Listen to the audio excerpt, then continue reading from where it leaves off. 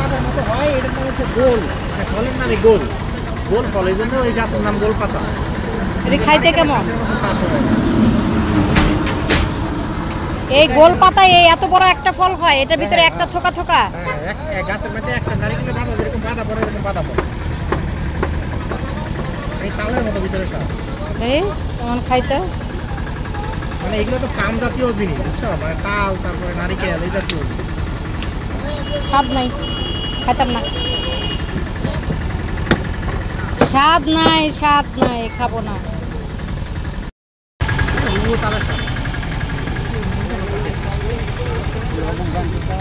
আমি এক্সপ্রেশন দেখতেছি। কি স্বাদ আছে? গোলপাতার স্বাদ আছে?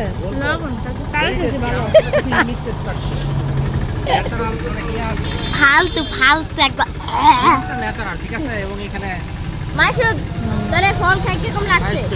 ভালো না, ভালো না। তো আপনার কাছে এই গোল ফল খাই আপনার কাছে একটা নিয়ে নিলেই তো হয় ওর হাতে। আপনি হচ্ছে একটু বলেন এটা। আমার হচ্ছে এই গোল ফল এতটা স্বাদ লাগেনি, যদি আমি স্বাদ পাইনি, দেখতে পারিনি, অনেক কম স্বাদ। আমার কাছে এটি এত ভালো তো লাগেনি, তো আমার কাছে গোল ফলটা এত ভালো লাগলো না, তো আমি বলতে চাই পচা লাগলো। আপনার চুল কি বাবরি রাখবেন? হ্যাঁ, বাবরি রাখবেন আপনার চুল?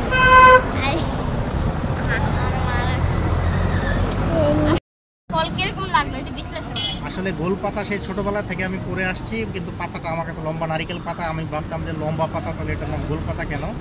কিন্তু এইবারের সুন্দরবন ভিজিটে আমরা জানতে পারলাম যে এই ফলের নাম হচ্ছে গোল ফল, এবং এই গোল ফল এই গাছে হয়, এই জন্য এর নাম হচ্ছে গোল পাতা। সো এই ফলটা হচ্ছে বিট সল্টি এবং ক্রিমি, টেক্সচারটা আমার কাছে খুব ভালো লাগছে।